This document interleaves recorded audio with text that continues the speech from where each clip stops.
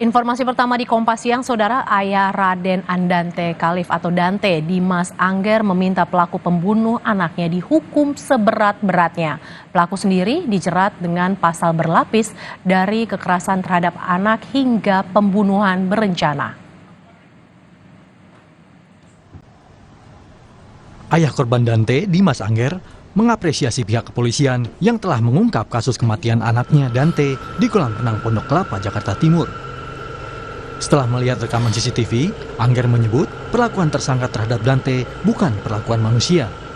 Angger meminta kepada penegak hukum agar tersangka dihukum berat. Itu bukan kelakuan manusia sih. Sangat-sangat kelakuan mungkin manusia purba atau binatang gitu ya. Dan maaf Pak, gue pakai masker sekarang karena nggak bisa nahan emosi. Masih.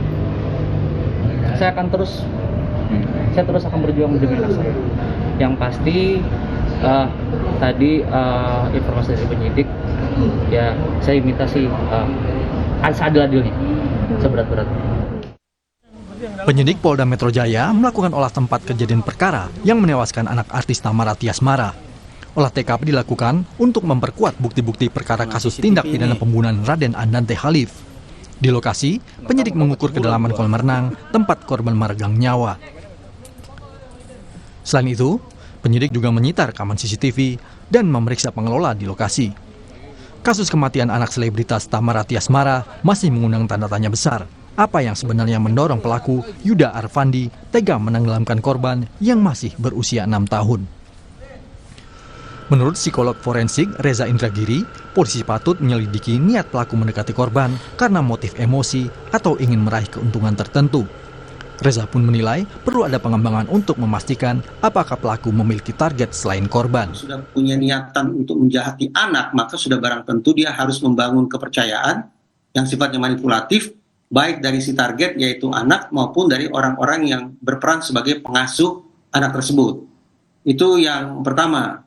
Yang kedua adalah kita tidak bisa juga tutup-tutupi bahwa sebagaimana saya katakan tadi, ini sifatnya spekulatif. Sesungguhnya pihak yang menjadi target atau sasaran tersangka pelaku ini siapa? Apakah semata-mata berhenti pada si anak ataukah juga memiliki tujuan-tujuan kejahatan lainnya yang akan dia peroleh dari tewasnya anak tersebut?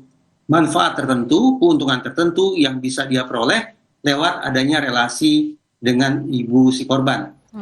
Pasca ditangkap, tersangka Yuda Arfandi telah menjalani tes urin dan kini dalam pemeriksaan polisi. Pelaku juga dijerat dengan pasal berlapis, mulai kekerasan terhadap anak hingga pembunuhan berencana. Karena pemeriksaan tersangka masih berlangsung, fakta-fakta masih dikumpulkan, sampai saat ini motifnya masih sedang dilakukan pendalaman oleh rekan-rekan penyidik. Ya, nanti sekali lagi bahwa fakta itu di cross-check, diuji satu sama lain ya, dari keterangan saksi yang satu dengan yang lain, keterangan saksi dengan tersangka, keterangan saksi dengan barang bukti, sehingga triangle of evidence dalam teori pembuktian itu bisa terpenuhi. Sebagai ibu korban sekaligus kekasih pelaku, selebritas Tamara Tiasmara mengaku tak tahu menahu soal motif Yuda Arfandi. Ia hanya bisa menangis saat melihat rekaman CCTV yang menjadi bukti kuat bagi polisi menaikkan kasus anak tenggelam menjadi pembunuhan. Tim Liputan, Kompas TV.